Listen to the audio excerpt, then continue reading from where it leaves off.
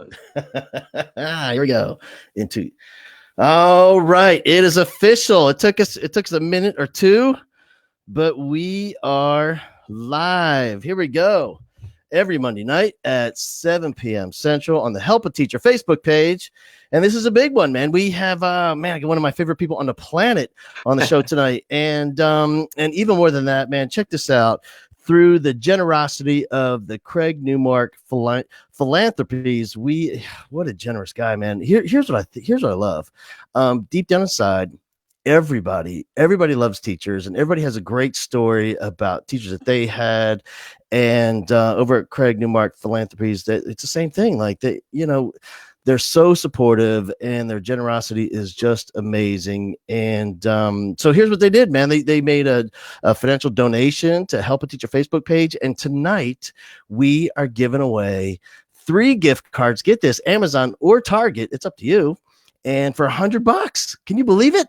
It's amazing, man. And I mean, if you think about it, like just on Amazon, all the stuff you can, for $100, you can fill up a classroom full of stuff. Yeah. All right, man. So we love Craig and all those folks over there. Just amazing. Hey, real quick announcement is coming up in, people are always asking me, so I'm gonna tell you, coming up in February, we have an open to the public, Teaching a Rockstar professional development event for teachers. It's coming up in Corpus Christi. And so here's the man. For years. I've been going to San Antonio and Houston and Dallas and Nashville, Chicago, Kansas City, all those major metropolitan areas. But what I miss going to with the smaller communities, where we have some of the smaller districts and more rural towns coming in. And so Corpus Christi. So all those folks over there, who's over there is of course Corpus Christi ISD, but all the way out to Victoria, my old stomping grounds in Pettis and Beeville and George West. We have people already signed up from Gregory, Portland, Cal Allen signed up. So it's going to be a great day. All right, here we go. Let's talk about what's happening on the show. We have coming up one of my favorite folks on the planet, Dr. Adam Saenz. Now, this intro is going to be interesting. I'm trying to figure out how I'm going to get through this thing. So, Dr. Adam Saenz, we met in high school. I'm going to say 1986, somewhere 83 or 84. We met in high school, and oh my gosh, we're old. And here's what's interesting is that dude, when I met Adam, who at the time we called him Lou. And when I met that guy, he, just bumbled around the halls of Katy High School. And we had a class together, and we had mutual friends. We both played music, and we're both interested in that. And, this kid was a little rough around the edges. Like he was definitely on his game in the one class that I had him in academically. And he was running track. He was super successful there. And here's what I love about this story is you never know what the story is in someone's life behind the scenes. Yeah. And although he looked, it looked like things were okay on the outside. In fact, I went to his house. That seemed to be okay at that time. I didn't know what the deal was though, but behind the scenes, he had come from a very different background that I would have never suspected in high school. And then today, it's just been a long, he took the scenic route to where he is today, to say the least. So here we go. Help a Teacher Facebook Live, Monday night, 7 p.m. Central. And let's welcome him. Doctor Adam Saenz. We got, I should have worn my bow tie. Button up here. No respect. How are you, brother? Good, man. Good. It's good to see you. Listen. So is it right? 1983? Is that like when we first met? You were a freshman. Well, when was your freshman year in high school? Because that's when we met. 85, 84, 88. I'm going to go 82. You were a freshman. I was a sophomore, and we were both in marching band. We were both percussionists in marching band, if I remember correctly. Now, let's not insult any percussionists by calling ourselves percussionists. I mean, come on. Right. Yeah. And so, yeah, but here's the thing, man. You were in Katy, but you weren't like one of those Katy kids that grew up in Katy. First of all, you're a little bit brown at the time for Katy. And so you came from the Valley. Came from the Valley, man. Yeah. It was culture shock when I rolled into Katy. I've never seen so many pickup trucks in my life. I bet. Yeah. What was what was it for you, man? Like what brought you to town? Well, I grew up in the valley, and I was just running the streets, not making good decisions, and I was in a single parent home, and my mom was she was doing everything she could do to keep us off the streets, but it wasn't enough. And I remember in sixth grade, I'll never forget the look in her face when she came to juvenile to pick me up for the I don't know how many times, and I knew that she was done. I knew she was done, and we had some extended family there in Katy, and they kind of took me under their wing. So I went from the valley to overnight, literally. Woke up one morning in Katy, Texas. When you showed up, like I know you say it's culture shock, but what going from the schools that you were in, the crowds you were running with in the valley compared like to Katy High School, like Yeah. what was the biggest difference? Oh, I mean, there was the demographic difference. We were 95% Hispanic in the valley. Most of us spoke Spanish, and like you said, I think I was the token brown boy at Katy Junior High. Nobody spoke Spanish. Nobody dressed the way I dressed. Nobody listened to the music I listened to. People were nice. People didn't have an edge. Yeah. And, yeah, it was. And I just kind of put my head down, kept my head low, and I thought, man, I think I can do this. When you moved to Katy, was it were you living with your uncle? Yeah, uncle. And so here's the like I don't even know how to this is such a layered and detailed story, but like here's the craziest thing. So I was in that house because I remember we went to your house one day after school to play guitar or something, Yeah. and or maybe we were running and you were like on the route, your house was over there, we stopped by for something, but that was where you were living with your uncle, who I later taught with 30 years later. Crazy. It's crazy. Yeah. I know, man. Yeah. And so when you're in the Katy Junior High, what were your like? How were you doing academically compared to what you're doing in the Valley? Well, I remember I came home from with that first report card at Katy Junior High, and I think I wasn't failing anything. I had some C's and some D's, and I thought, hey, I'm killing it. Not failing anything. First 6 weeks is great. And my aunt and uncle saw things differently, and I think that was the first time I'd ever experienced anybody having any kind of academic expectation of me. And so they read me the right act. We had to come to Jesus, and I think the next semester I made B's, and then by the end of the semester I was coming in with a couple of A's. So Yeah. it was different, man. It was a completely different kind of everything. What did it, when you had that kind of academic success, like how did that feel emotionally for you? It felt scary, honestly, because I thought it was good to make A's, but then I was thinking now I'm stuck here. I have to make A's, right? And what if I can't do this again? What if I got lucky? I'm really not A plus material. I was really more scared than anything. I mean, I was excited, but I was scared. Didn't know if I could Yeah. hold it up. Right. And then when you were in the Valley, living with family down there, did Yeah. you have any kind of expectations, or what was that? What was that like? No, it was just don't let the police bring you home. I mean, that was the hope, right?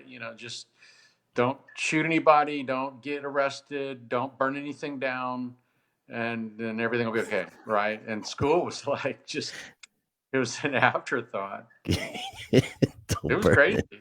Yeah. Don't burn anything down. That's a big day if you didn't burn Well, everything. and I didn't always live up to it. I was like, yeah. Yeah. And so, man, so when you got into the high school, things like you were on like I guess a whole different path, because it seemed to me at Yeah. the time, like academically, you were doing pretty well and you're successful athletically in track and field. Yeah. Yeah. By And the time I got to high school, I was starting to figure it out.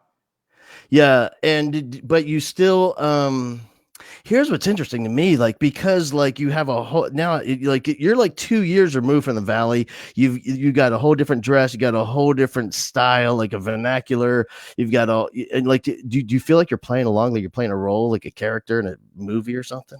Yeah. I felt like an imposter, totally Yeah, felt like an imposter. right. And did you still have some inkling of doing the stuff that you were doing in the Valley, like when you're like you still had like a little edge to you, but you were like trying to stifle it? Yeah, I was, but when I'd go visit my mom on the holidays and stuff, all that stuff it would come right back up to the surface, and I was that kid all over again. I mean, it was alive and well inside of me. I just kept it under wraps when I was at Katy. Yeah, and then and you, I mean, you graduated. Yep, graduated from Katy High. And when you graduated, was your thought you're going to go get a job or going to college? What was the deal? No, it wasn't college. It was I don't know what I was. I was scared, man, because I knew I was on my own, and I knew I was in trouble. I knew that all those demons were going to come back and get me once I was on my own. So I ended up in San Antonio. I was working as a dishwasher, and I would say from the time I was 18 until the time I was 20, those were the darkest years of my life. I mean, that was rock bottom. So And you're watching. What do you like, bunking with friends, doing some couch surfing? something like that. This guy that I worked with in the kitchen, he could tell that I wasn't. I was kind of lost, and he just said, "Hey, man, I've got a. It's not much. I live in a little shack behind a house, but there's some floor space. If you want to crash out there, you're welcome to it." And that's where I ended up. So Sleeping on a dude's floor. sleeping on a floor, man. I had a sleeping bag, a pillow. I had a few clothes, a suitcase, and a box of journals, and that was my life. So.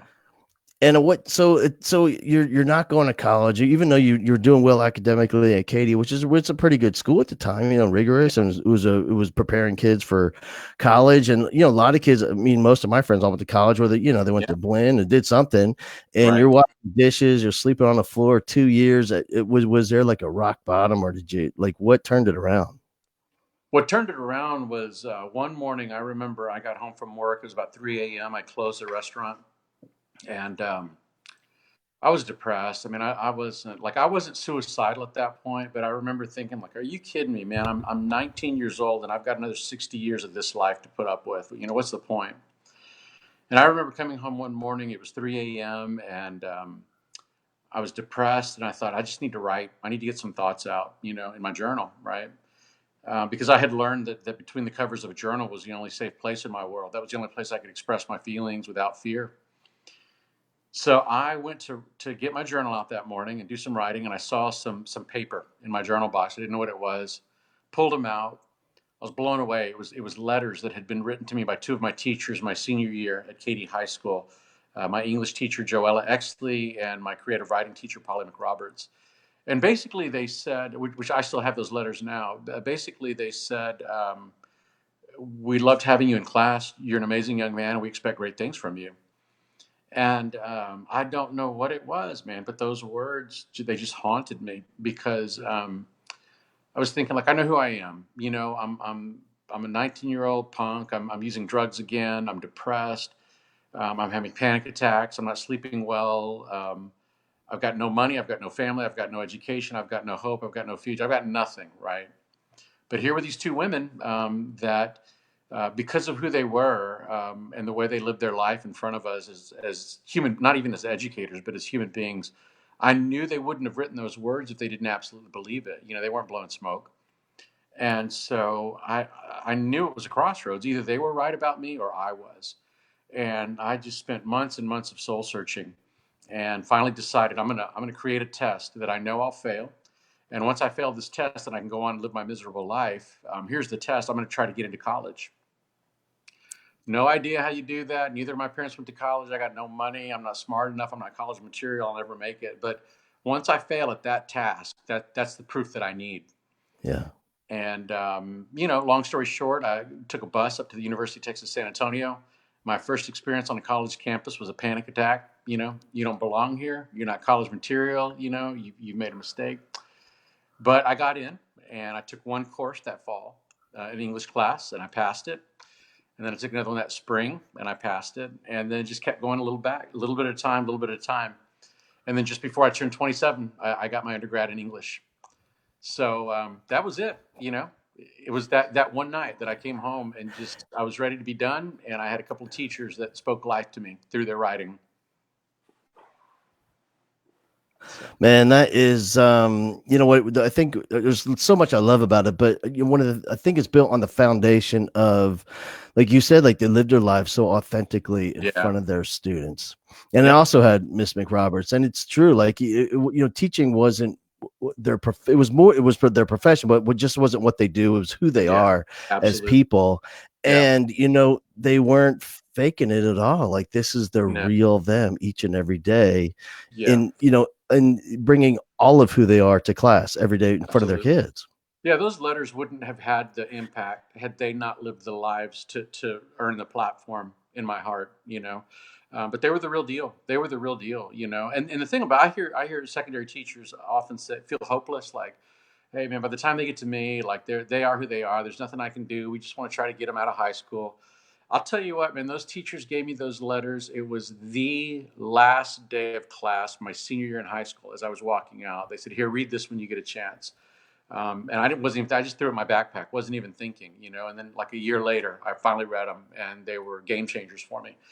So all of that is to say, it's never too late, man. Never too late. And you never know what word, what note, what letter, what bit of attention is just the little bit that makes a difference for a kid. Yeah, you know what it is. I think that's one of the challenges that we have in education with teachers is providing teachers with the evidence that it's working and it's going to Yeah, work, and planting those seeds are valuable. I can't tell you absolutely. how many kids that have come up to me over the years and reminded me about something that happened in class, and I'm trying to recognize who they are because now they're Yeah, 32 and they remember. It's the detail with which they can remember moments in class is shocking. yeah, They'll remember what people were wearing and what they smelled and what the music was playing at the time and all these absolutely. details. And that's what I think it's important for teachers to remember is those moments matter. And they're high school kids like you're supposed to roll your eyes. You're supposed to throw it in your backpack and you're supposed to Right. walk off without looking back. Yeah, yeah. I think sometimes we're looking for this mountaintop moment, like a kid's going to come up. Oh my gosh, thank you. That Uh-huh. lesson today changed my life. I'm just not sure that's ever going to happen, but what Yeah. will happen eventually at some point, there'll be these kinds of moments. Can you imagine though? I mean, this is a crazy thought, right? So we know in March, April, the kids are going to sit down, they're going to take a test, and and society attaches so much to those test scores, right? Yeah. Which is fine. It is what it is, right? But can you imagine, like, if we told educators, so that's in April, but then in May, we're going to give you a whole week, and we just want you to visit with your students and let each one of them write you a note and tell you what they mean to you. We want you to document all of that and record it, and we're gonna weigh those things together. Can you imagine, like, how that would change what it was like to stand in front of kids if at the end of the year you were going to get good, honest feedback from every one of them about how you've impacted their life, things that can't be measured on a standardized test. Right. What one of the things I do when I visit campuses and we do my Be the One event Yeah, for schools, part of that ends, it's hard to a lot goes into the day to prepare these moments, but the moment that where it culminates at the very end yeah, is where kids stand up in front of the faculty and they look him in the eye and say, you have changed my life by, and they wow, outline specifically what that is. And awesome. to tell you it's like you can't, like, to say it's emotional is like this crazy understatement, because I mean Yeah, it's a moment where I can literally look a teacher in the eye and there's a kid telling them how their life is being changed right now in real time. And I can say to that teacher, hey, you know how you stay up at night and you wonder if this is working or if it mattered today? yeah, You've lost the right to think that. Like, the kid is telling you, absolutely. you no longer are allowed to wonder if he's telling you it's working. Yeah, I love it. And That's awesome. those moments are just so powerful. And for you, man, when you graduated in at the age of what, 27, and you're working the whole time, paying off school as you go, doing that whole thing, getting a little Yeah. debt going here and there. And then what was it that encouraged you to keep going with degrees? Well, by the time I graduated, I was in my late 20s, and I knew that I had issues. My first gig, my first job was working as a case manager for a private foster placement agency called the Bear Foundation. And so what I did was help kids. I had coordinated mental health services for kids in care, in foster care. And, the more I worked with them, the more I realized, like, man, I was that kid, and if they need therapy and they need medication, I probably need it. Because I back then, you didn't count, like when we were kids, when we were in high school in the 80s, you didn't go to an adult and say, I think I've been crying a lot and I feel hopeless. I wonder if I'm depressed. Oh, well, let's get you evaluated. Let's get you medication. Let's get you None of treatment. that. No, no. So finally, in my 20s, I thought, man, I need to get help. I knew that I had trauma that I hadn't dealt with, and I was still having panic attacks and dealing with depression and just trying to muscle my way through it, and it wasn't working anymore. So I started therapy, finally had benefits, finally had a little money, could afford counseling. And then I started my master's in counseling because I just really wanted to figure out what the heck happened to me, really. It Yeah. was just part of my own healing. And by the time I finished my master's, I think I was 28, 29. Then I really began to see, like, hey, what those teachers saw in you is who you've always been. You were the one that was wrong and they were right. And I love school. I wanted to keep going. So I came to A&M and got a PhD in psychology, and the rest is history. Uh, so, Yeah, and man, if you could detail for me, I mean, if you feel comfortable with it, like yeah. in high school, you were Lou Science. Everybody knew you was Lou, like knew Yeah. it, like, and that was like when we found each other. I'm like, Adam, who was this? Yeah. You talking about Lou? Yeah. And so how did like what was that shift about? Well, my name is Adam Lewis Saenz, and I had always been Lou, back in the day.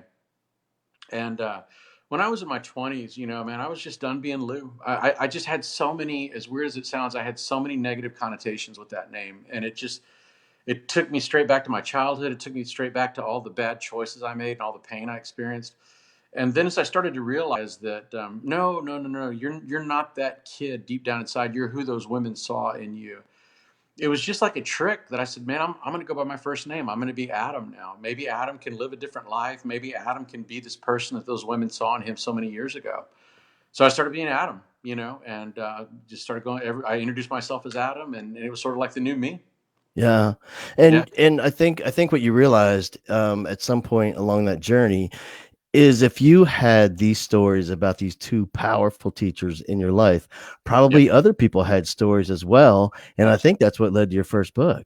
Yeah, the power of a teacher. That's it. It was that. It was this idea that you start looking you start digging a little bit, and you find all of these lives that were impacted in ways that we never knew because of an adult standing in a classroom and loving them and having high expectations.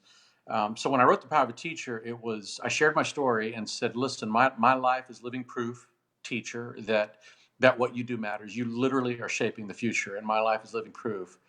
A, B, if you don't take care of yourself, you're not gonna survive. You're not gonna be sustainable. So the rest of the book is, after I share my story, is I talk about the importance of self care and living a balanced life. Yeah. You know what it is when I look back and think about all those teachers that you've outlined in that book and just talking, I mean, when I'm in the airport, I'm talking to people and asking about who their teacher was. And it's hard for people to articulate it, but what I've been able to uncover just by, deeper questioning with people is it always comes down to the same thing. And that is the teacher that has impacted them the most was that teacher that somehow had figured out how to live their life so authentically in front of the Yeah, kids and not, because kids, well, they'll sniff it out so fast when you're faking it, yeah, man. And yeah, and and in addition to that, it's like this authenticity is the first ingredient. And the second ingredient is these were teachers that were loving kids relentlessly, like not giving up on them. yeah. And like those two ingredients enables the third ingredient that I have found, which is like these incredible high expectations. And like you can't have that without the first two. Do you know Right. what I mean? Yeah, Like I think those high, it's because when that's who they are and they're being who they are, and therefore this is authentic, this love is authentic from them, then they have earned the right to ask for a lot, and you want to live up to, you want to disappoint them. absolutely, absolutely. And to do what you just described is no small thing for an adult.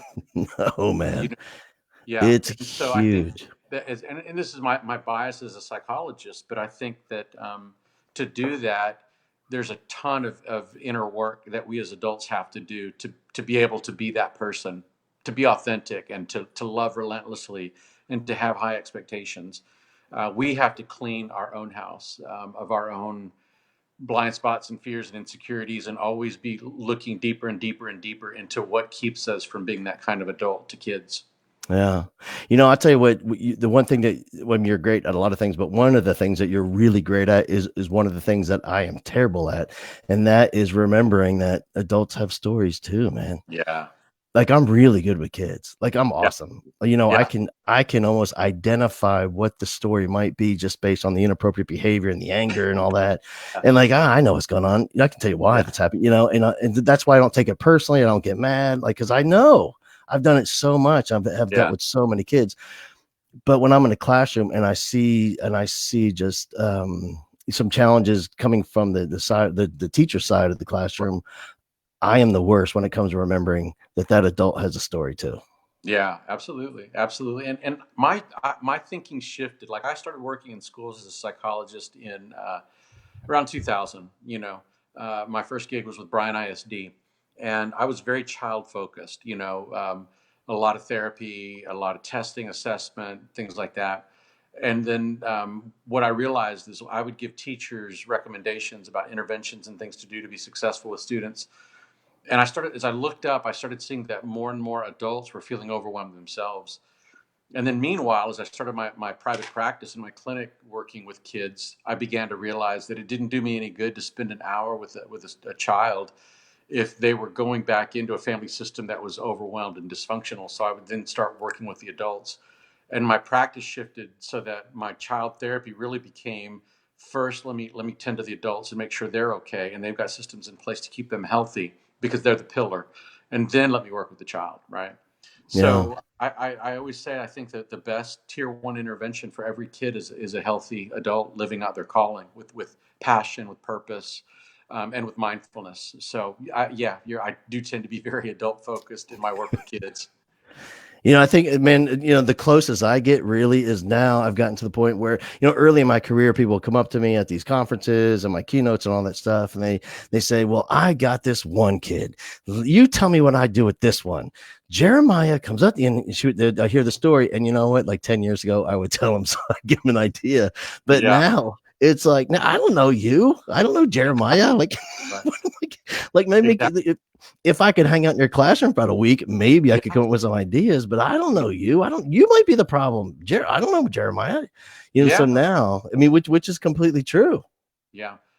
Yeah, absolutely, and which is really why I love the work that I'm doing now with emotional intelligence. It's giving adults a map, a roadmap of their inner workings to help them understand their own biases, their fears, their blind spots, certainly their strengths, but all the other dark stuff that's hard to look at because this kid Jeremiah, it may be a within child deficit, but it may be that I just don't like kids like that. It may be that he's got a strength that I don't like. It may be that he reminds me of some kid I knew when I was that age in school. There's Yeah. so much that about a kid when the adult child relationship's not working, when the teacher student relationship's not working. Sometimes it is purely a within child deficit. But even in those cases, that will trigger something up here. And so we've got to look at it holistically. Yeah. Man, we have this teacher burnout. We're close to 50% now, 50% in 5 years. Those Yeah. teachers won't be, those teachers that start 5 years later, 50% won't be around anymore. Yeah. And quite honestly, there is a percentage of that just should have never gone into the profession. Maybe they Right. thought they wanted to be a teacher and they knew in student teaching this isn't going to work, but they tried it anyway. They had the degree. I get it. But we do lose a whole lot of super talented educators. Yeah. And I know like money's always an issue, but for me, money isn't as big as an issue as what we think it is. If a teacher is really connecting and really passionate and really excited and really loving their life, Yeah. that's going to overcome the money issue. And when people ask me like for solutions, I mean, I always tell them like this book, man, the EQ intervention, your latest book, like this really is like a fundamental solution for a huge problem. Thanks, man. I appreciate that. I agree. I think that we we use language like, every child first, remember every child every day, and and again, that's great. The adults are the ones that are seeing and hearing the children, and if they're not empowered and equipped, and if they're not seen and heard themselves, it gets old real quick. Yeah.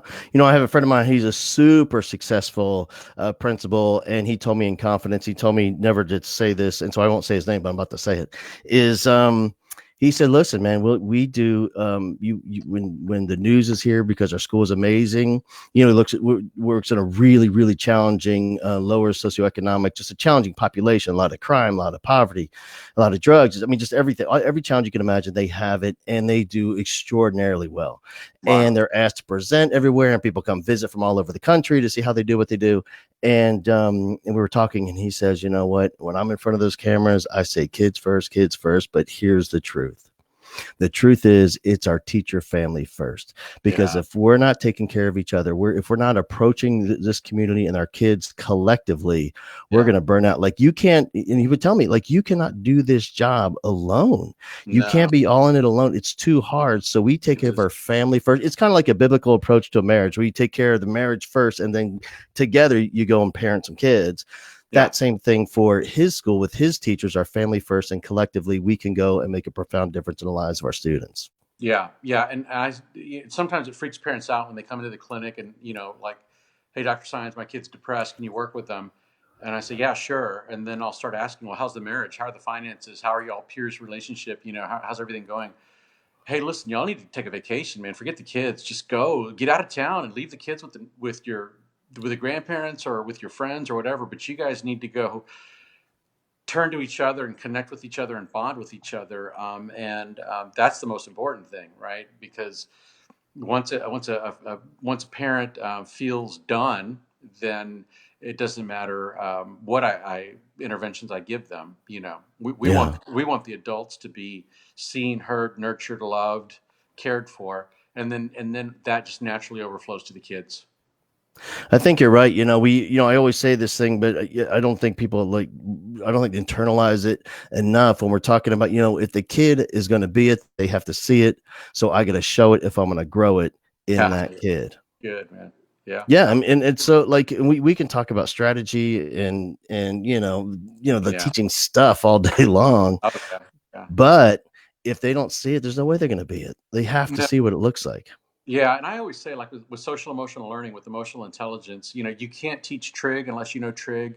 You can't teach a 5 paragraph theme unless you know how to write one, and you can't teach emotional intelligence unless you have some kind of working internal roadmap for that.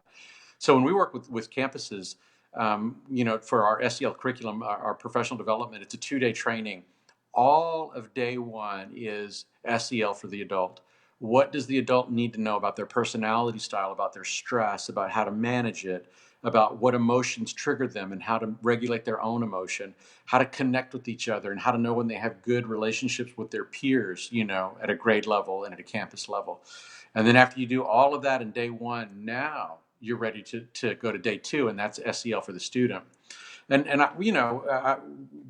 one of the first things you learn when you become a mental health professional, a therapist, is how not to get sucked in to the emotion, and how to be aware Yeah. of yourself in an hour setting where somebody's sharing with you all of this emotional drama, depression, sadness, fear, anger, all of that.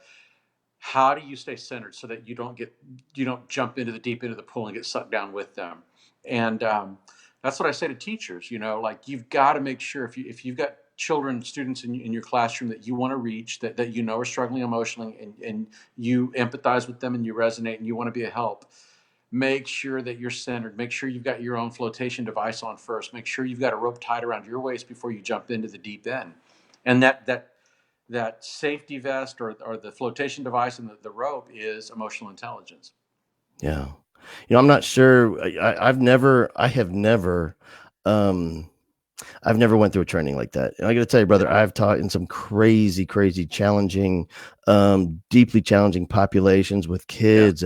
I mean, the trauma that these kids suffer. And when you're the teacher that builds a relationship, and they know that you love them and you're authentic, and you believe in them, and now they believe in you, and you build that rapport and that trust. you're the one that they're going to share all this stuff with. Absolutely.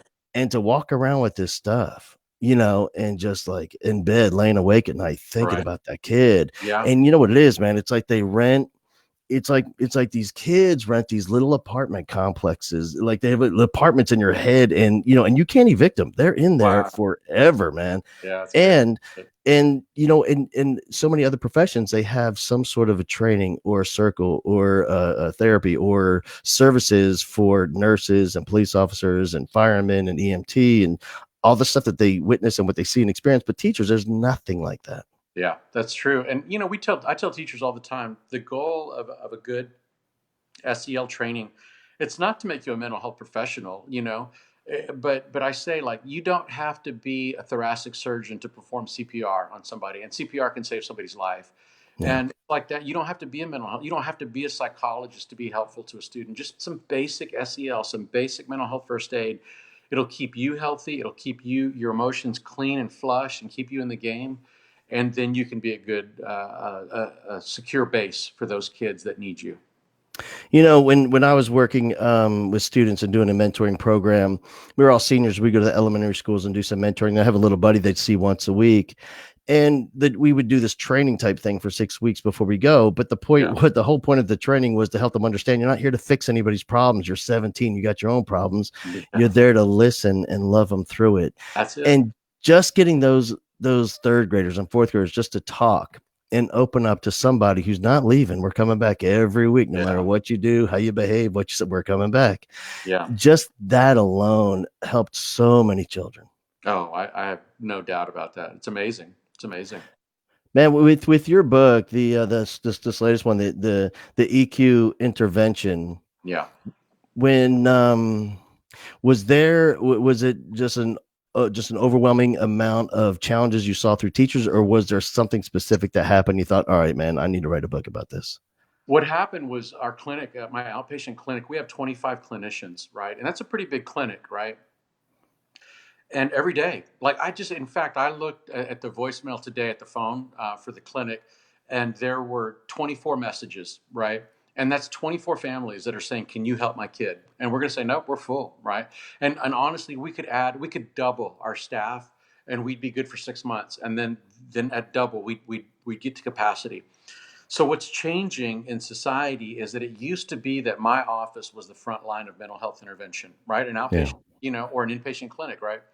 Now it's the classroom. The classroom is the front line of mental health intervention.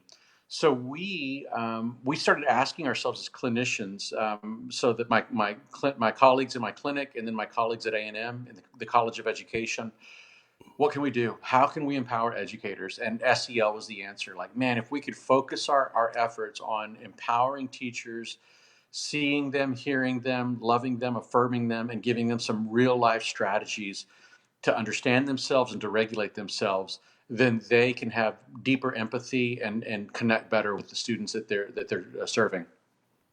So that was it. It came out of my awareness that it's not going to be it's not like the answer is not likely a therapist in an outpatient clinic. It's a teacher. Yeah. I just keep thinking about like this ever increasing role of the educator. Yeah. And I remember like back in it's so hard to put myself back in those desks in school back in the 70s and in the 80s, but I have a feeling for a lot for lots of what teaching was delivering the content. Yeah. Especially in the schools I went to, because the schools I went to, we had lots of two-parent homes and lots of support, and Meet the Teacher Night was filled, man. Everybody went to Meet the Teacher Night. Yeah. And so there's a lot of support and structure happening already at the house. And I think a lot of those teachers back then was simply delivering content, and not just that, but that was a big percentage of it. But now that's just one small piece of a huge pie. I remember in the 90s, my uncle that I lived with, that you taught with, he told me back in the 90s, he said, and he started teaching in the 70s. Yeah. He said, "Man, I remember in the 70s I was a teacher, but now I'm a dad, an uncle, probation officer, minister, and every now and then I'll have windows where I teach, but it's so much more complex, right?" And I think, on the one hand, it sounds like it can sound like all right, teacher, it's all on you. You have to be all things to all men. We're counting on you. And that's a huge amount of pressure. But in reality, I think it's good news, because what it means from my perspective is, if you work as an educator, society is setting you up to become the best version of yourself that you absolutely can be. You know, society is placing you, educator, in a position where peak performance is what you need. And you, not only will you become a better educator, you become the best mom you can be. You'll become the best dad, the best aunt, the best uncle, the best daughter, the best son, the best neighbor. Everything about you will reach peak performance as you engage these emotional intelligence strategies. And so, yes, it'll be difficult, but what worthwhile is not difficult, right? Yeah. So, It really is. I mean, sure, man, like the most meaningful profession on the planet for me, but also it is just incredibly, profoundly challenging yeah, and increasingly so. yeah, it is. You, It and I is. think you're right. You know what? You're so, man, here's my theory. I got lots of theories, brother. Here's one of them is that, you become all is what we talk about with my mentoring program with kids. I said, at the very end of the year, we would talk about how the lives of our children that we have mentored have shifted. Now, and we talk about as a senior in high school, about to graduate, how has your life changed as Wow. a result of working with those kids? And the ultimate lesson was that they would realize that I became all that I gave away.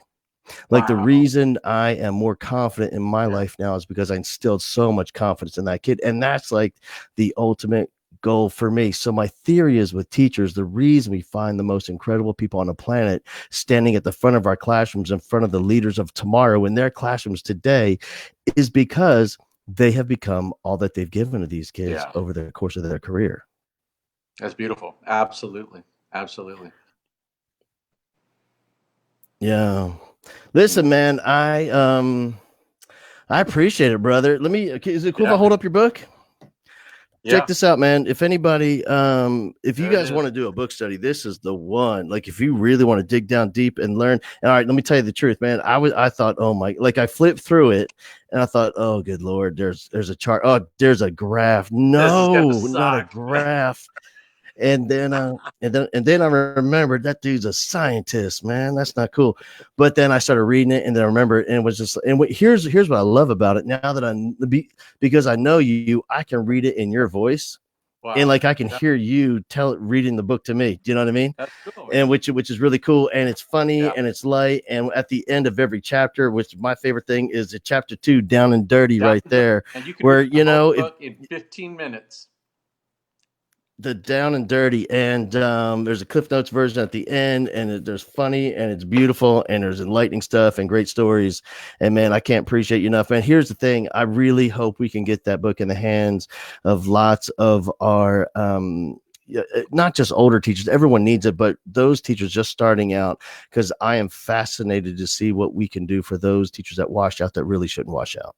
Yeah, absolutely, man. I want teachers to be sustainable. I want them to be in it for the long haul. And I always say, 35 years ago, there were two women that could have looked at me and said, "Man, they don't pay me enough to deal with a kid like that," right? But they Yeah. they they made sure that I'm going to do everything I can to make sure this kid has what he needs to be successful. And now, my calling as a psychologist is to turn to the field of education and educators, teachers, and say, I want to do everything in my power as a psychologist to equip you with everything you need to be relationally successful with your students, and to be to find peak performance as a human being. Yeah. And you know what, dude? The last thing is this. The all your fancy degrees. All right, that's fine. Whatever. You're smart. Yeah, good. Whatever. I don't care. But Did I here's what I mention love I it. went to Harvard and Yeah, Brown? I know the Harvard thing. What was the other fancy one? Did you go to somewhere else? Where was it? Oxford. Yeah, Oxford. I Oxford. forgot that one. All right, fine. Okay, and, whatever. and UTSA. UTSA. Yeah. That's all great and all, but Yeah. here's what I love. Like, here's for me what gives you the credibility is like most of all, you were that kid. Yeah. Like you were that kid and you went and as an adult got all that education so you can analyze that kid that you were.